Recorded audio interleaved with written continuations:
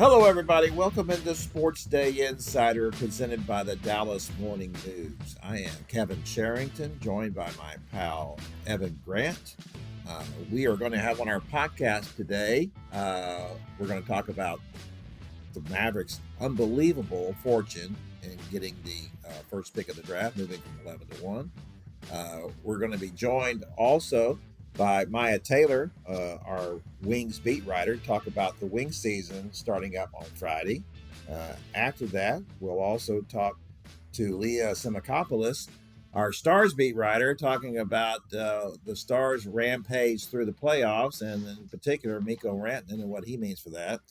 And we'll also talk about the Rangers and their new hitting coach, Bret Boone, and the difference he seems to have made in the lineup already. But first, we're going to talk about those lucky Dallas Mavericks.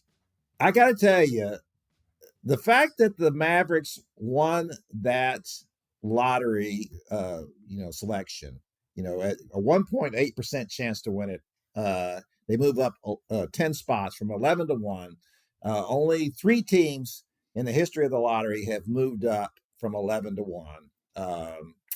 And for them to do it, and as I wrote today, on the heels of the greatest misfortune in the history of this franchise, they finally got lucky, and Nico Harrison couldn't have deserved it less. It just feels like there's a little bit of me. The first part of me says, unbelievable that they got it. This is so great that the Mavericks are getting Cooper Flagg, right? But the second part of it is, it's like, this just feels like it's wrong that you can trade, your franchise player, and so you get players in return who look, nobody questions Anthony Davis is a great player. He's on his way to the Hall of Fame as long as he's healthy. He's a very, very good player. Everybody has just said, if you're going to make a deal like this, you simply can't, do it for that. You have to get more than that. Well, now they got Cooper Flagg because this was all part of the plan, Kevin. This was all part of the plan, right? Because look, here's the thing: if you kept Luka, you're not falling into the lottery. The Mavericks would have stayed out of the lottery, so they would not have gotten Cooper Flagg had they kept Luka. So it is a really crazy thing. I guess it does beg the question: if you had known that this was going to happen, if you had known because of everything that's going to follow after that, they're going to get Cooper Flagg too. Well, I still don't really like the trade from the standpoint. I know what it means to the fans, that Luka's a special player to them.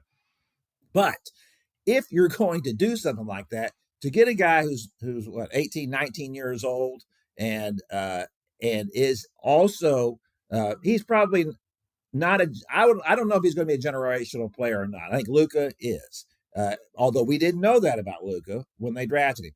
Everybody thought he's really going to be a good player, but how good is he really going to be? Yeah, but he also wasn't the number 1 pick. I mean, you're hoping for a generational player at number 1. Yes, you are. And this is considered a good draft. This is considered a draft with several players who can make an impact. But this guy was the consensus number 1. There's nobody else was approaching him. So in a draft of good talent, to have a guy who is the consensus number 1, everybody believes he is, and he fits what the Mavericks want to do. He is a marquee defensive player. He can guard any position on the floor. And that's what the Mavericks want to do. There was a question about him going into his freshman year at Duke about how well he would shoot the 3-pointer. Well, he shot 38.5%. So there's a feeling that there are some scouts that apparently believe that maybe he's not going to be a franchise player, but he's going to be, right there. He's going to be like the second player. I think he has the potential to be more than that, simply because of his age, because of his size, because in a lot of ways he is like Luka. He's 6'9". He's a big kid. He can guard lots of positions. And when he's a good ball handler. There's a question about how well he will shoot, how well he will facilitate, and he may get a chance to do that, as Mike Kurtz pointed out today with us, that he may get a chance to do that with Kyrie Irving out. Right? But I do think the thing is, he steps right in, and that front wall goes, Derek Lively the second, Anthony Davis at power forward, and Cooper Flagg at small forward. That gives you 3 supreme defenders, shot blockers, and then that in my scenario, that allows you to move Klay Thompson from small forward to shooting guard, and then when Kyrie Irving is back, obviously he's starting there, and that's not going to happen obviously until at least January because Kyrie won't be back until then. And there's a question about what they'll do at point guard. I think they probably have to add a veteran point guard at some point here. They're going to have to sign somebody. This kind of necessitated that probably. If they had stayed in the lottery at 11, then they might have drafted a point guard then, although I don't know that would have been a good idea simply because you have all these veterans on the team and they're in that win now mode. I don't know how much a rookie point guard does for you. But this is an unbelievable stroke of luck for a franchise that's never had any in the lottery. Well, I've got a few observations. All right, Evan, let me have them. One is that I think you and I look at this quote a little bit differently. But when Rick Welts said last night, "What a reversal of fortunes! It's really unimaginable." To me, that was the most damning quote or the most damning summation of the Luka trade that the club has acknowledged yet, because they were headed down a bad path. Secondly, I guess now the question is this a better team if you've got a rookie in Flagg? You'll have Kyrie coming back from the surgery, obviously, and you've got Anthony Davis. Is this a better team than if you'd had just Luka and Kyrie coming back from the surgery? I think it certainly is. There's no question it's a better defensive team. And Luka, Nico has said over and over again, we're all sick of it. Defense wins championships. Well, they lost to Boston last year because they didn't have enough offense. It wasn't because I know, but I want broad generalizations here because remember, our evaluation of this trade is going to be, did you win more championships than the Lakers? And so I don't want to parse it down as offensive or defensive. Do you think this is a better team? Well, as I said to start with, there's no question they're a better defensive. They're a much better defensive team. In this scenario now, PJ Washington won't start. He'll be coming off the bench. So that's what he should be doing. He should be coming off the bench. So I think this is from that standpoint. Is Kyrie Irving, when he returns, what will he be like? That's a legitimate question as well. He's 34 years old, coming off a major injury. This is a guy who has relied on his quickness, his change of direction, his burst, probably more so than any player in the league. It's remarkable to watch him on the floor do what he does when he's really going at his age. He plays like a guy who's 22 years old. Well, what will that look like now? So that's a legitimate question. And I don't, he can still be a good player because he's a good shooter and he's a good facilitator. And will he be the Hall of Fame level player that he has been, throughout his career? I don't know. So that's a legitimate question. But strictly from a personnel standpoint, when you're adding a player in the front court like that along with Anthony Davis, that's a lot, right? That's two really good players. That's two, because Cooper's a star already. He's going to be a star, as soon as he walks on the floor. So he's not going to be the first star or the second star, but he can be the third. So that gives them legitimate 3 stars now, right? And they didn't have that before. Before it was always just 2. And before that, it was just 1, before they got Kyrie. So, yes, they have improved the roster. Well, let's just not assume that they're not going to screw this up, because there are some people who think that, maybe they should trade the pick. That's ridiculous. They should not trade the pick. To me, that's just humor. That's people basically poking fun at the Luka trade continually. There's no reason for them. If you are starting a team right now and you can get the number 1 pick and he's an 18-year-old who can play at different positions on the floor, it's a no-brainer. You put that guy on your roster. Well, sure you do, and because here's the thing that unless you're going to get Giannis out of this. Yeah, that's a great point. Although, the point would be, then you're doubling up at that point. I mean, I Right. love him. Obviously he's an all-time center, but you're already really strong in the front court then, right? You've already got and obviously in that kind of a deal, you would be sending Derek Lively, you would be probably sending Daniel Gafford, you'd be sending, Flag, the first round pick. You'd be sending lots of things up there with him. The deal for me is that you are in this one stroke of unbelievable luck.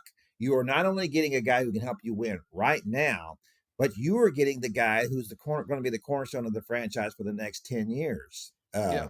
And that's it, for an older team like this is. I mean, there are some young parts on it, but they're all the ancillary players, right? They're not the key parts, and the key parts are old. Anthony Davis and Kyrie Irving are both in their 30s. So now And I you're think you getting raise this a too. great point.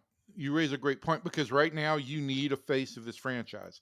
Luca was the face of this franchise, and as we've been over and over again, he was the continuation of the guy who was the face of this franchise for 2 decades. So you need somebody who will be the representative of the Dallas Mavericks, and I think Cooper Flagg gives them the opportunity to do that. You cannot overlook the intrinsic value of that for rebuilding your brand with your fans, which is important.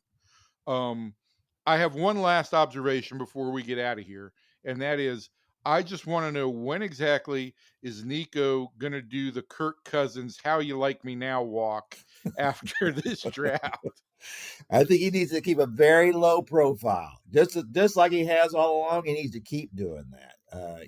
This is the other remarkable thing about all this, Evan, is that players are going to start to phase out, right? Kyrie will phase out over the next couple of years. I'm sure they hope that Anthony Davis is able to play a little longer than that, and that is, that's going to enable them to add players to go along with Cooper, who's going to be under his rookie contract for 5 years, right? Sure. So this is just a remarkable set of events that sets up the franchise, which had even if you were signed on with Nico, you had to believe, well, shoot, I'm all in the win now mode. I can sign on with that, but then, boy, what's going to be next? Well, now that's pretty much been taken care of. So, this is the luckiest day. Yesterday was the luckiest day in the history of the franchise. I don't think there's any question about Oh, that. for sure. I mean, when you win the lottery with that level of percentage, the other thing that I want to observe about this whole deal is you and I have been back and forth looking at different websites to determine exactly how long of a long shot this was, and I don't think there's, because of the different ways that people grade this out, I don't think there's any real consensus. I got when I looked, I got that at 1.8% chance. They had the fourth longest chance. You've had situations where you've seen that they had the second biggest jump, right?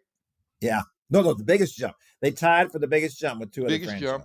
franchises. And so it's amazing that we can't just come to a consensus on what constitutes the longest shot ever. But if you're in the top four long shots of NBA draft history, I would say that, yeah, this is the luckiest day in franchise history.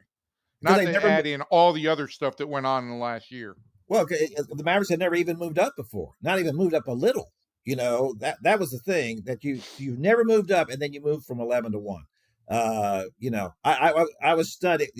The Mavericks developments this year have been the most stunning that I can remember. It's 11 o'clock at night. I'm getting up out of bed because my phone's blowing up, and to find out that they traded Luca. So shocking. And then Yeah, and I then you come said, let somebody else write that. Yeah, I said, "Well, Tim, why don't you go ahead and write it? I'll follow up tomorrow." Um, and then I pull into my carport last night, and David Marks, my boss, is calling and say, "Hey, did you go out to the Rangers today?" And I said, "No. Remember, I told you I was going to go out tomorrow to do that story on Bret Boone." And he goes, "Well, I got a proposition for you. The Mavericks just got the first pick in the draft." And I said, "They did what?" I mean, it's just like, how does this all happen in the span of 4 months? I, It's unbelievable. it's a funny story that you mentioned that since I was in Detroit on Mother's Day. Yesterday, I was going to take Gina out for dinner. She wanted to go to Aw Shucks. It's a place she's been to for forever. and just have a casual seafood boil. So I'm there cracking open crabs and peeling shrimp for her, and my phone goes off, and it's somebody texted me that the Mavericks just won the lottery, and I'm like, oh my god, and I've got like crab Old Bay on my hands and stuff, and I'm like, this town can't get any better when it comes to sports copy than this town. No, no. And I already thought that anyway, but it is just unbelievable. It just goes from one to the next. And speaking of going from one to the next, now we're adding Myah Taylor, and she's coming in to talk to us a little bit about the Wings. And it just so happens that the Wings also had the first pick of the draft, and of course they took Paige Bueckers, and she will be on display in their very first game for the Stars on Friday. Which I will be there right alongside you to do all that. You're the Wings, Kevin. The Wings. What did I say? The The Stars. Stars. The Stars. I'm sorry. The Wings. You've got there's a lot of stories going around. There's You've got a a lot of things on your mind. I'm expecting you to read my copy Friday night before I send it to make sure I don't say anything really stupid. For sure. Have we come up with consensus here too? Is this the first time that a city has had both the first WNBA draft pick and the first NBA draft pick at the? I don't think it's the first time. I think I saw on X this morning that Cleveland did back in the 2000s at one point. But yeah, not totally sure all of the franchises that have had that. Yeah. So, Myah, give us an idea here. You had a very interesting story about what she was making outside of what her WNBA salary will be, and a lot more than that. And that's kind of been a point of concern, I know, in the WNBA about the players' salaries and how they don't even come close to matching the NBA, and that they're making more money in other ways. Yeah, I mean, I think Paige is really interesting, and just like she's one of the poster children, I think, for NIL. When she was at UConn, she raked in a lot of money. I think her last year she was worth about 1.5 million in that arena. So she's already coming into the league with some cash. But she did sign a deal with Upstart League Unrivaled, and in her first season with them, she would be making at least $220,000. I'm not sure what her exact contract is, but that it's going to be more than what she would make over her 4-year rookie contract with the Wings, which is worth about 350,000. So it's pretty significant. So explain to us how this will work if she's playing in two leagues, Yeah. Not simultaneously, but not simultaneously. Yeah. Right. So the WNBA season kicks off this Friday. It'll last through October for teams that make it all the way to the end. Unrivaled this year took place in Miami from January to March, and so it's in the off season for the players. And how does that league? It's January to March, but is it the same thing? Is it like a 3-on-3 league? What is it like? Yeah, it's 3-on-3. It's in one location in Miami. I believe there are 6 teams currently. There's about 36 players. And so the WNBA league commissioner made a good point. They have less mouths to feed right now, so they can pay more people or pay people better. But they also have attracted a lot of high profile investors. And Paige being one of them. She actually had an NIL deal with Unrivaled when she was at UConn. And part of it was her having equity in the league. Wow, how about that? Mm-hmm. Yeah, this whole concept of 3-on-3 basketball, because it's on the men's side too, is very interesting to me. That there's a lot of interest in that. My opinion has always been that the American public, and certainly Dallas-Fort Worth fans in particular, are front runners. If you can't prove that you're top of the line and this is first-rate stuff, then people aren't interested in it. And so obviously if you got Paige Bueckers playing in a 3-on-3 league, then people are going to be interested in it just because of her. So that's a huge coup for them. But I think it's probably a little different on the women's side when you're not making very much money. Oh yeah. So that has to be a deciding factor. Yeah, no, for sure. I think the other thing with Unrivaled is the players, they don't have to go overseas, to supplement their income. A lot of them go to countries. And I mean, we've seen what can happen when they go to different countries with like Brittany Griner and everything. Yeah. So, for sure. Unrivaled is definitely very attractive to a lot of players. Yeah, I Kevin, think that's. do you have an issue with that she will be playing in a 3-on-3 league during what quote unquote constitutes her off season? Well, they don't have a very long season, so it's a little different from the typical men's sports. I would, you know, I know that in any other in any male sport, if you were playing another sport, it's like no, that's out of your that's in your contract that you can't do that. I can remember way back growing up in Houston and Oh, it's Dan in your Pass. contract in Major League Baseball. It's a standard operating contract. You can't ski in the off season. Oh, So absolutely. That's what I was going to say. When I was growing up, Dan Pastorini, the Oilers quarterback, was just a nut, and he captained these drag boat races. He's flying around at 200 miles an hour. Is even involved in an incident where a spectator was killed, and so they had to write that into his contracts that he couldn't do that crazy kind of stuff anymore. So, I mean, you'd have to be concerned, right? If you're the Wings, that all right, Paige is doing this. What happens if she wrecks her knee? Playing in this 3-on-3 league. Obviously Yeah. we don't really have a say in it, but boy, you got to be concerned about that kind of thing, don't you? Yeah, I do feel like they're aware of just like the pay conditions though. And I think that they're definitely for the players making more money where they can. But yeah, it definitely is something to think about of like, okay, she's going to be playing for this other team. There's liability there. So, for sure. Just a there's lot of risk insurance. involved. I look at it a different way. I mean, I look at it from this perspective, right? And I feel like, we are in a real surge stage of growth in women's sports, but it's still a growth stage. And until the WNBA has the ability to really pay these women at close to or equal levels to the men, the WNBA is going to look at outside income and say, hey, they're getting exposure for another period of time. We don't have to pay these dollars. We'll take the risk that somebody's going to get hurt, but it's a win-win for us at this point. And I think to your point, Myah, I think it is a great situation where women don't have to go overseas now to supplement their income, because you were getting into some situations that were dicey, and we do know that travel these days is much dicier. So I feel like at this particular time, it's a system that works for everybody. Yeah, no, I think so too. And I mean, something that I've kind of put into context is the league minimum for the WNBA is around 65,000. So imagine if you play for like the New York Liberty and that's your salary, Yeah, that's I'm insane. not sure you can live in New York for sixty-five That's, thousand yeah. dollars a year. So you're gonna either have to get a lot of sponsorships, which aren't available to a lot of people, or like something like Unrivaled, or you play overseas. Yeah, no question about it. All right, now listen. When Paige Bueckers was still at UConn, there was a perception that she did not like talking to the media very much, and she, as a matter of fact, didn't talk to the media.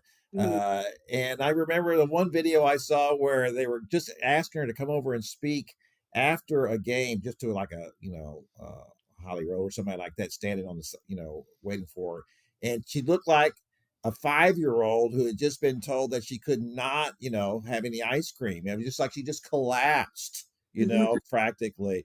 So, but then when I've heard lately, it seemed like that's not really who she is at all. So you have had No. exposure to her. Give us an idea of what she's like. Yeah, so honestly, that's what I thought about her too, because that's what people were telling me. When I was able to go to the draft in New York, and that was like kind of my first time ever seeing her in person.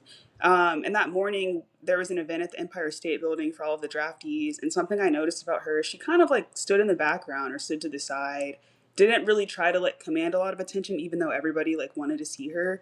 So I took note of that. And then at the draft, same way, she just really navigated herself well, was very calm, very humble, and but just also had a lot of magnetism. Like she's just cool. Like it's hard to kind of explain. But as far as like since she's been in Dallas, I think that she's been great with media. I've had a couple one-on-one time with her, very open, has a sense of humor. I think sometimes she can be reserved in her responses, But I think that's just like from playing at a place like UConn and being media trained in that way. But I haven't, I feel like she's been pretty open for the most part. Well, Yeah, that's it. our my our baseball backup, Sean, covered UConn, and he's had experience around Gino. And I think that the general opinion is that Gino keeps a rather tight lid on media availability. And I can see how, while in college, that would present some problems for Paige, feeling like she doesn't want to run afoul of her coach. But now she knows that look, this comes with the territory, and she is going to be one of the faces of the WNBA for the next generation.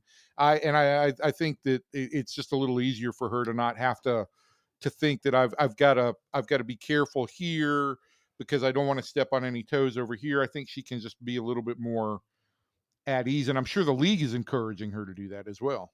That's what I was gonna say. Like the wings need that, the league needs that. I think at UConn, it's UConn. You can get away with like not necessarily interacting with the media. People are still gonna care, but the WNBA is still growing.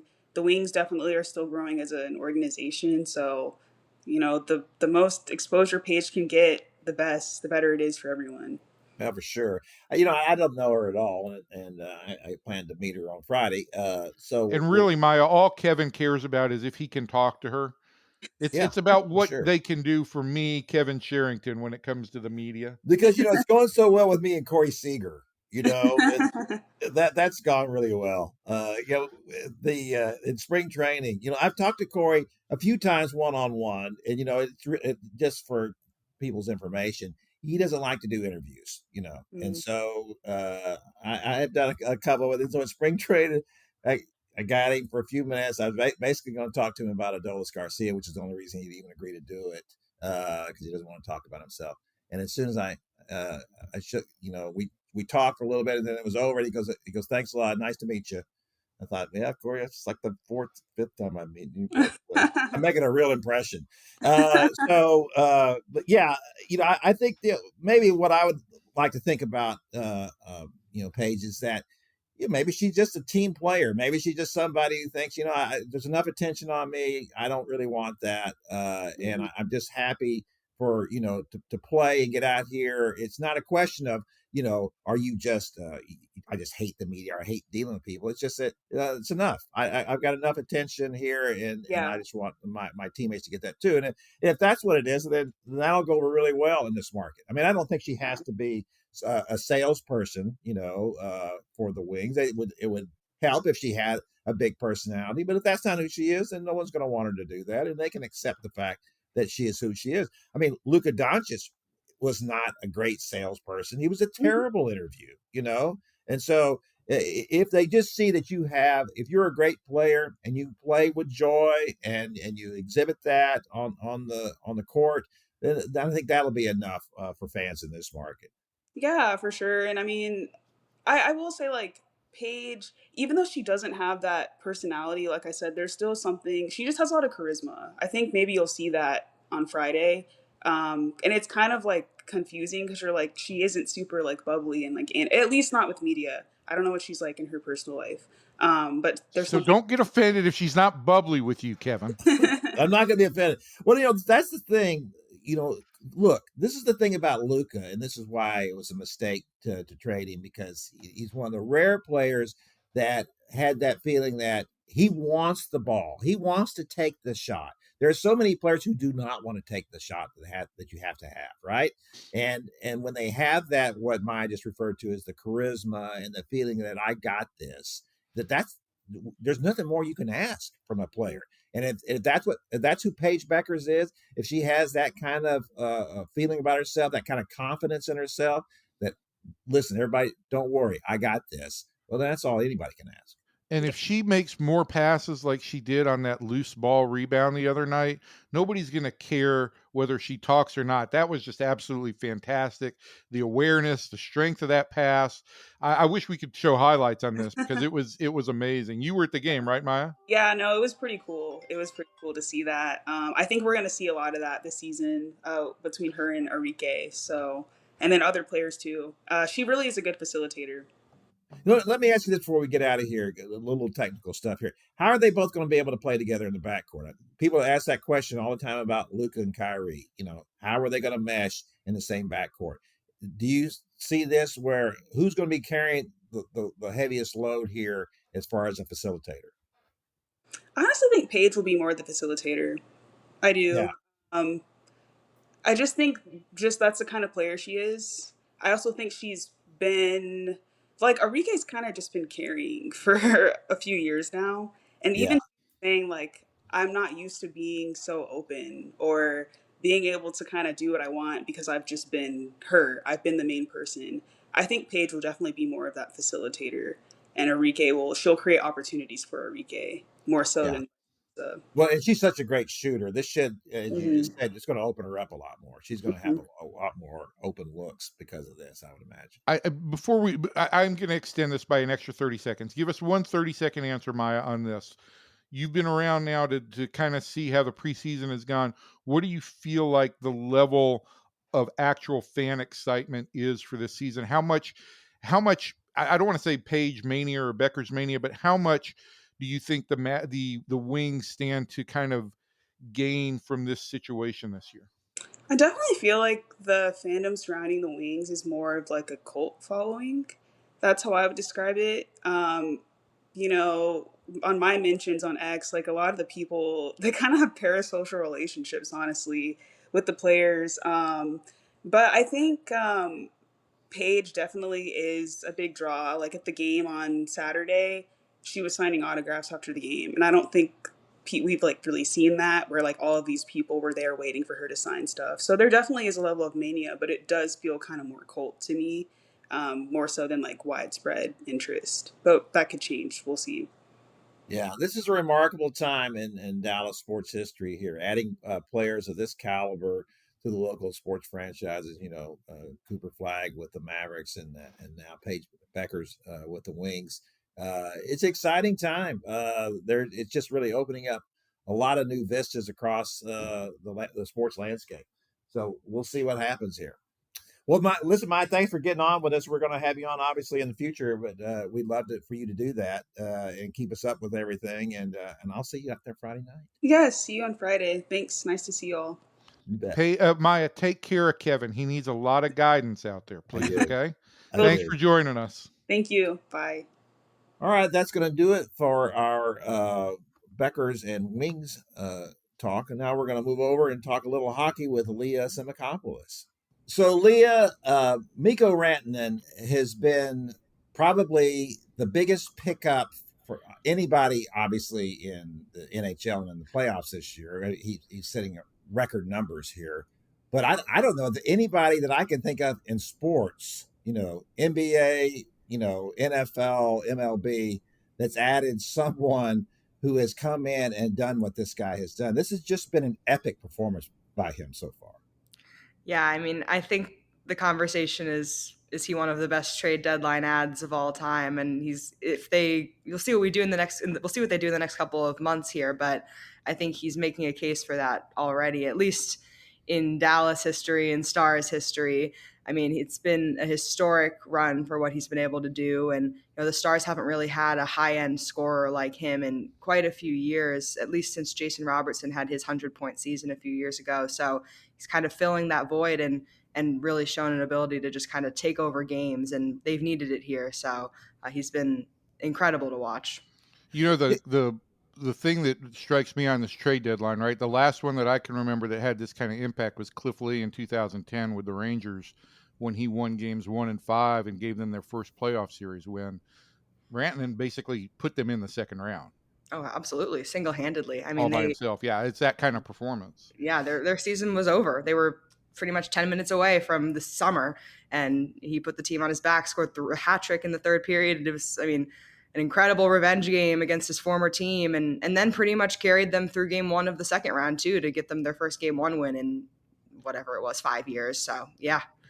Let me ask you this about him, because, it's kind of hard to imagine hockey players being problem people. They almost never are, right? The reputation is they're the nice, even despite what they look like on the ice, that they're the nicest guys in sports. Was there any feeling when a guy plays for three teams in one season, and besides the fact that it's a money issue mostly, there's always a feeling too. Is there a problem here with the guy? Was there any anticipation that he might be a problem of some kind, and what has been the actuality of it? Well, it's funny you bring that up because, of course, especially in Carolina, there was a lot of rumors that he was a locker room cancer and that nobody wanted him around and that he was just kind of hurting their team. And same with Colorado, there was a lot of dialogue that he was just kind of a diva and only wanted the money or whatever. And I mean, since he came to Dallas, it's honestly been nothing further from the truth. Like he's been super open, and we kind of, especially in Stars, we try to kind of vary who we talk to post game. They don't really have one superstar, so we kind of like to spread the wealth around. And with the way he's been playing, he's had to talk to us every single game. And we even said thank you to him the other night, and he was like, "Don't worry about it. It's part of the job." Like he's just been very much a professional, like very easy to talk to. And when he was first traded here, some of the Colorado media actually reached out to some of the Dallas Stars media and said, like, you're going to love working with him. He's just a great guy. And he's really been that. I think a lot of the rumors, it's all about money. Obviously it's a business, and you understand he's a superstar. He wants to make what he feels like he's worth. You can't blame him for that. But I don't think any of what happened this season was because he's a problem player or that people wanted to get rid of him. It was really just some unfortunate circumstances. And it's pretty rare to see a player traded twice in a season, and he went through a lot because of it. But I think he feels like he's in a good spot now, and they love him so far. We know a lot about post-trade narratives in this town lately, don't we? Yeah. It can be a little different from team to team. I've noticed that when he has, in a national interview, like on the ice after a game, they're asking the questions, and they're trying to say, wasn't this kind of like revenge for you? Wasn't it this? Wasn't that? And he just kind of just waves it all off. He just and not in a dismissive way, but he answers the question without even really confronting that side of it. And to me, that says a lot about the guy. If he were a diva, then he would take that opportunity to say, yeah, this really felt good. I was glad I totally agree. Yeah. And I mean, I saw a quote the other day that someone said that he said something about wanting to like jam it down Colorado's throats. And like a bunch of us were kind of talking about it. And maybe he did say that, but like that sounds like nothing that's ever come out of his mouth. And people have really been trying to egg him on to say the revenge stuff to kind of get those quotes out of him. And that just doesn't really seem like who he is. And I think part of that is just kind of the Finnish guys have a similar, vibe about them. They're all pretty mellow, even keeled. Oh, no question. And he's one of them. So, it makes a lot of sense when you know his background. And I mean, he just wanted to play, and he wanted to find a good fit for him. And it seems like he's found it. How have the other players accepted him and his new role with the team? I mean, I think they've loved having him around. It's kind of hard not to when you're scoring a hat trick every night, but he's got a lot of ties. And I think that was a big reason why he was willing to, sign in Dallas sight unseen for 8 years. I mean, he knew all the Finns. They had just played with each other in the Four Nations tournament a few months before. And I think he and Rope Hintz even played like junior hockey together. So they've gone way, way back. And he knew Matt Duchene from when they were in Colorado together. He just had some connections to some of the players in the locker room. And of course, Colorado and Dallas pretty much seem to play every year in the playoffs and met a lot in the regular season. So there's a lot of familiarity there. I think, it's just been an adjustment of learning to play around a guy like that because they haven't quite had a superstar of that caliber. And I think for guys like Jason Robertson and Wyatt Johnston, who are maybe used to needing to produce more, it's still an adjustment for them to learn what their role looks like. And Robertson was injured for a while, has now just come back. So it's taken some time. They're now 30 games or so into his time in Dallas, but they're definitely finding that fit now. They talked about it in Colorado, that maybe he was riding the coattails of Nathan McKinnon a little bit.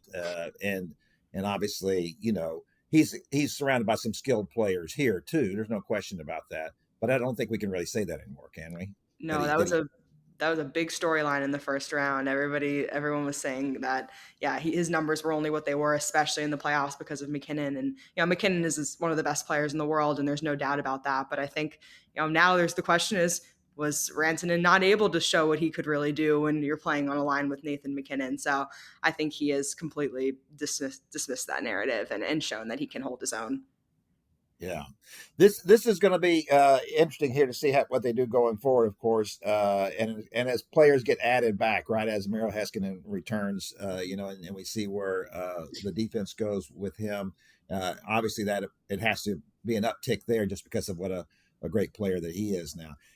We've said before, and I know that you have said on multiple occasions that Miro's their best player. Yeah. Is he still their best player now with Mikko? It's tough. I mean, I think so. I mean, Miko's great, but Miro's a top 3 defenseman in the world, I think. I mean, if you look at just all around ability and just the way that Miro changes a game, and he plays 30 minutes a night in the playoffs, and that's really hard to account for when that's missing from the lineup. So, I mean, he probably, in terms of just consistency, and Miko's been great, but he's also only been around for a couple of months. So, Miro's been around for years, and they've seen what he's done over the span of 5 years or so. So we'll see. It's definitely they definitely have a couple players kind of vying for that title, but I'd still give it to Miro. And yeah, there's a difference, right? Because playoff hockey changes players maybe more than any other sport. I think you don't know what you're going to get in the playoffs, and guys just rise to a different level. I don't know how you quantify that when you're trying to evaluate somebody. Yeah, it feels like a completely different sport. And I mean, you can even just see the difference in covering game 82, which I know didn't really matter much for the Stars this year, and then immediately going into a game 1 of a series against Colorado, which felt like a Stanley Cup final in a lot of ways. It's just a completely different game. And Pete DeBoer even talked about this the other day. Someone asked him about how, some of his top point producers haven't really been producing, and he said, well, it's apples and oranges. I mean, they may have been producing in the regular season, but just because they're not producing in the playoffs, it's completely different. It's a different standard. So I think a lot of younger guys especially have to kind of learn what that means. And, for a guy like Wyatt Johnston, he had a great run last year. I think that, that helps a lot to have a couple playoffs under your belt. But yeah, it's a different ballgame. I don't think there's any sport that quite shifts like that when the postseason comes around. You know who's had a hard road in the playoffs? Who's that? You. How does one get to Winnipeg? It's not easy, I'll tell you that. I flew to Fargo, North Dakota, and drove across the border. When I go back, I will be flying through Chicago. But yeah, Winnipeg, and then if the Stars advance, it looks like Edmonton's going to be the next round, and Toronto looks pretty good. So a lot of time in Canada this year. So yeah, how long a drive was it from Fargo to Winnipeg? A little over 3 hours. It's just like going to Austin. No big deal. Yeah, exactly. Yeah, but you don't have to take a flight first for 3 hours to get to where you're going to start to go to Austin and cross the border. This is all you don't have moose crossings either. Right. This is what she signed up for, that hockey beat. You got to be right. You got to be tough. Make sure now that when you get to Fargo and do things like that you have canned goods in the car in case there's a snow bank or something like that you plow into. Exactly. You have to be able to have bring a shovel. Was it a scenic drive from Fargo to Winnipeg? Not even a little bit. It was really? Flat and fields and trucks, and it felt like driving through the Midwest. Oh, no. I'm sorry about that. That's okay. It was a straight shot, easy drive. So. And then you drove back to Fargo to catch a flight home? Yep. Nice. Wow. That was fun. So let me, before we get out of here, Lee, I want to just talk about this. Should the Stars get past, the Jets here, the feeling is obviously that they've had to play Colorado and then Winnipeg, 2 of the toughest, in the conference right off the bat. Is there any way possible if they get past this, that they start to think things are getting easy now? Does Pete DeBoer got a chore in front of him, to keep the guys, going if they should clear the Jets? Yeah, I mean, I think last year that kind of became a bit of the narrative too. I think a lot of people thought they were going to beat Edmonton in the Western Conference Finals because they got through 2 really tough series against Colorado and Vegas off the bat. So I think they need to be careful to not have that narrative creep in again. And I think it's been pretty clear that this Edmonton team looks really good. And I mean, assuming they play Edmonton, you never know, Vegas might surge back in the series, but Edmonton has a pretty substantial lead at this point. And, they've got Connor McDavid. They've got Leon Draisaitl, who's a Hart Trophy finalist this year. I mean, they have some of the best players in the world on their team. So it definitely doesn't get easier from here. And it's just the Western Conference. I mean, the Western Conference, it feels like whoever comes out of that has a pretty good chance to win the whole thing, or they don't, because they've just spent the last 6 weeks beating each other up, where the road from the East is maybe a little bit easier this year. But I think the Stars kind of know every series is going to be tough, and they want to get over that hump, though. They've been stuck in that Game 6 of the Western Conference Finals the last couple of years, and feels like they might have the pieces to do it. Yeah, it does. Sure does. All right, Leah, thanks for visiting with us today. We'll be back on with you here when we can figure out what they're doing and how far they're going to go. So we appreciate your time. Thank you. Thanks. All right. Thanks so much. We appreciate that. Now we're going to move over and talk about the Rangers. Evan, can you believe what Bret Boone has done for the Rangers in such a short period of time? Well, I don't know how much he's done, but look, it's all Bret Boone. Donnie Ecker, a cancer in that clubhouse, has been rooted out, and Bret Boone has saved the Rangers. World Series, here we come. We need to make sure that everybody knows that's facetiousness alert from you, Kevin. But listen, I do think that Bret Boone has come in and basically said, I'm here to listen, which is the right thing for him to do in the first week. I think the one thing that he's basically said to guys is watch the game, play the game, look at the scoreboard, play to the scoreboard.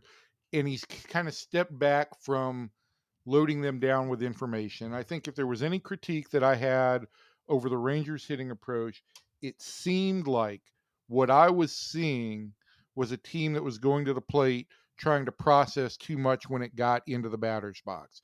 And it does seem like, it's easy to say, it does seem like when you're hitting 5 home runs in a game like they did against Detroit over the weekend, but they have had more productive at bats in situations. They did have a situation on Saturday in Detroit.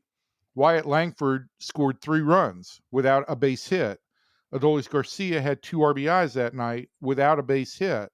Evan Carter had a 111-mile-an-hour homer, but maybe his best at bat was on Sunday afternoon, kind of getting the Rangers off to a start with a bloop base hit with 2 outs and 2 strikes. So I think that's been the early message, and I do think that maybe a little bit less information for these players has helped them relax a little bit. Yeah, I'm not sure what it is, because look, there is a really good possibility that we're going to snap out of this, slump anyway, right? But you can't gamble on that. If you're Chris Young, if you're Bruce Bochy, you had to make a move at this point, because it wasn't just about this season; it was last season as well, right? You didn't have just 2 months of information here to go on. That needs to be very clear. That needs to be very clear. This was not just for the first 35 games of the season. No, but that's what Chris Young told me at the end of spring training, was that, hey, I'm not going to be as patient as I was last year, and that has certainly come to the fore. He has lived up to that, and I look, I didn't have a problem with any move that he's made. Leody Taveras has been picked up by the Mariners. He's played kind of like Leody Taveras plays. He's made some nice plays in right field for them. Julio Rodriguez is still staying in center field. He's had a couple of hits. He's done a little bit of this. He's run pretty well. He's a decent player, but I don't feel like, in my mind, that Leody Taveras is a winning player.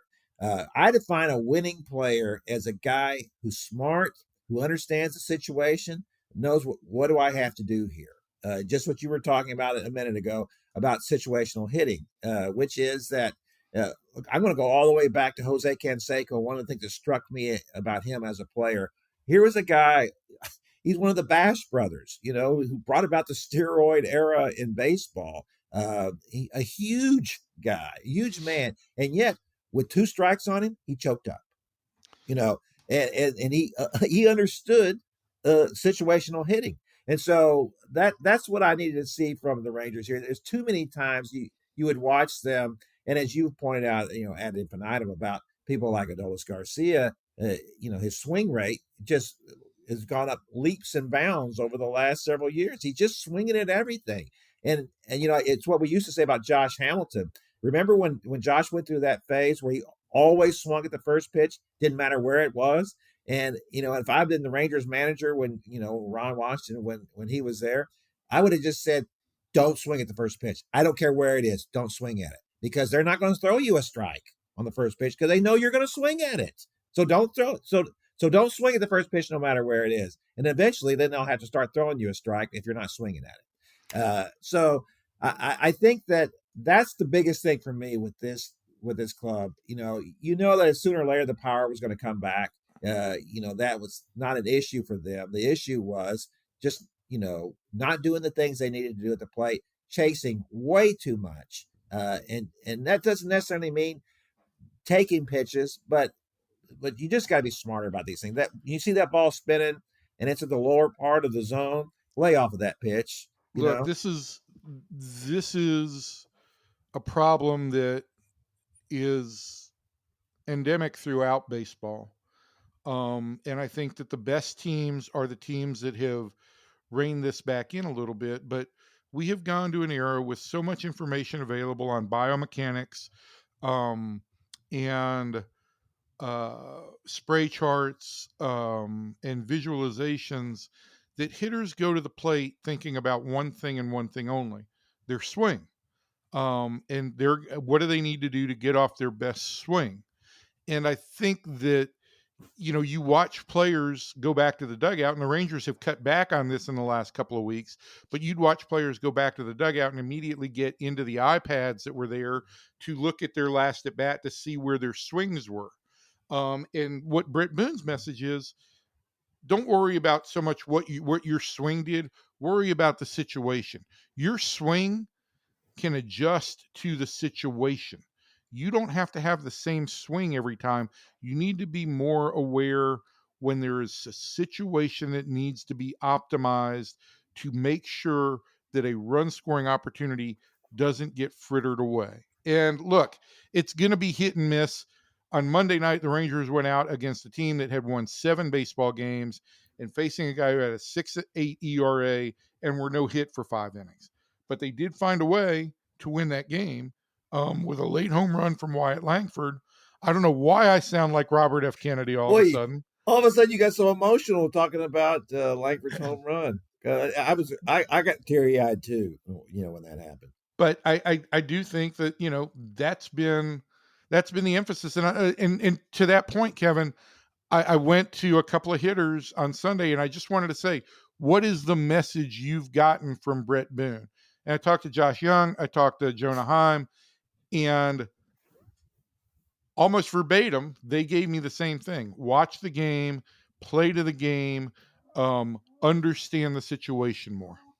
Well, that was interesting to me too when I read that, when you wrote that, because look, how much difference can a guy make? I've told this story 1,000 times, but it's like when Bobby Witt went down, and he came back and he was finally the pitcher that the Rangers always wanted him to be. And Bobby Valentine was all mad about it in his office one day, and he was talking off the record, and he said, "What did they tell him down there that we didn't tell him up here?" And I wanted to say to him, well, it was Ferguson Jenkins telling him that in the minor leagues, not Tom House. And so I wonder how much of this is the fact that it's Bret Boone who's talking to them now, who's not a Hall of Famer, but he was a really good hitter, especially for a second baseman. 2 top 10 MVP finishes, 2 Silver Sluggers, and 3 All-Star appearances are significant. And I do think that gives you immediate cachet, and maybe even more so with Bret than another player who didn't have a connection to the Rangers franchise, just because that family is so well known in baseball as a 3-generational family, with his brother managing the Yankees. And that, I think, gets you some immediate cachet. And I've said this to people over and over again. It's not like anybody is going to come in there and revolutionize what the Rangers are doing. It's not like what Donnie Ecker was teaching was wrong or inaccurate. Sometimes when things don't go right, it's all about just hearing the same message in a different way. There's no explaining it. but you just hear it from a different voice. Maybe because you've heard the same way for 4 years, all of a sudden you hear it from a different voice. It registers a little bit differently. Well, I like, though, going back to what you said a minute ago about the guys talking to each other, is that, we don't know what's going on in the dugout during the game, right? All we know is if you can't even see the dugout from where we're sitting in the press box. And then if you're watching the game on TV, you can see guys sitting there and they might be talking to each other. And I don't know what the communication level is like among the Rangers. But the idea that you would have these guys encouraging them to talk to each other during the game and about what they're seeing and what's happening out there, if there is more of that now than there was in the past, that can only be a good thing. And then the second part of this thing with Bret Boone to me is, Evan, this is not a real dynamic clubhouse. This is not a place where you walk in there and there's a lot of characters and liven things up. That's one of the reasons why Chris Young went out and got Jock Peterson in the first place, was that he wanted somebody who had a little life to him, somebody who could have a little fun, because some of these guys were allowing things to get to them, aka, or for, e.g. Jonah Heim, was letting stuff happen to them, and their body language is bad, and they're just kind of, it's causing things to fester. I just wonder if a guy like Bret Boone, who can talk about anything. I mean, if you go back and look on his podcast at the topics he's had in the last month, he's talked about, Dion and Shador. He's talked about, White Lotus. He's talked about the fact that his aversion to fast food. I mean, it's like a dozen different things in the last month that he talks about. And as Sean McFarland pointed out, the very first question that anybody in the media, the Dallas-Fort Worth media, asked him, he gave an 8-minute answer. So this is a guy who can talk about lots of things. And sometimes, as we know in baseball, that's not always a good thing. Chris Woodward talked too much, to the players, and they just ended up tuning him out. But it's different if you're talking about, all right, this is what you got to do, this is what you got to do, this is what you got to do. And if you're just saying, hey, did you see that thing on TV the other day? And then the next thing you know, they're just goofing around and having a good time. Well, look, one thing they used to do, and Travis Jankowski, when he was here, was kind of an organizer of this, was like they'd get on the field and they'd start going through BP, and it was called show talk. And it was just about, we'd talk about stuff that you talk about when you're in the show, whether it's Major League Baseball or last year, they had a long discussion about the barge hitting the bridge in Baltimore, just anything. And sometimes that gets you out of your own head and just gets you in a space where it's like, go out and play the game. We're just around guys. All of that said, I still think the most important thing Bret Boone said when he first arrived was the self-awareness to say, I am in listen mode and it's not my forte. Because most importantly, what he needs to do to get to know these hitters is hear from them. The one danger you run into with a successful big league player who's had no coaching experience on his resume is the concern that a guy walks into the clubhouse and is going to tell everybody, hey, this is how I did it. This is what this guy told me, and this is how you're going to do it. And he knows better than everybody. You don't do that with players that you're just getting to know. And I think, to his credit, Bret has come in. He's been entertaining with some of the stories he's told, but he hasn't been condescending with any of the stories he's told. I don't know him at all. Never was around him, and never had even, I don't think I've ever even interviewed him. So I don't know what he's like, but I listened to a couple of his podcasts. And if you listen to those, he doesn't come off at all as a know-it-all. He's an interesting guy who's intrigued by things. He's a curious guy. He seems to like all kinds of things and people. And from my way of life, I'm all for that. He's my kind of guy. If that's what you're going to be like, and be interested in things and other people, and not, there's a difference between talking about yourself and talking about other stuff, and if that's who he's going to be, and if he's able to distract them from some of the pressures they're putting on themselves, if he's able to make them laugh, whatever he can do, that's the whole point of it. When we talk about adding someone like Jock Peterson to a clubhouse, 162 games, you got to have somebody who can lighten the mood a little bit. and you don't need another coach. I don't know. It used to be, I don't know. There was a time when you could talk to coaches anytime you wanted. And now in clubhouses, their coaches are just like running past you, and you practically have to trip them to get them to stop. And so you could talk to them and say something. So I don't even try anymore. So the idea that, as you have done for me so kindly, as we're recording this on Tuesday, you set me up with a 4:30 interview with Bret Boone. They don't make those guys do that. They can say, no, you know what? I'm going to be too busy. I don't want to talk to him. Well, he's going to sit down and talk to me at 4:30. So that's really encouraging, and it makes him my new favorite Rangers coach. Once again, it's all about what can you, Ranger, do for me, Kevin Sherrington. I'm glad to hear that.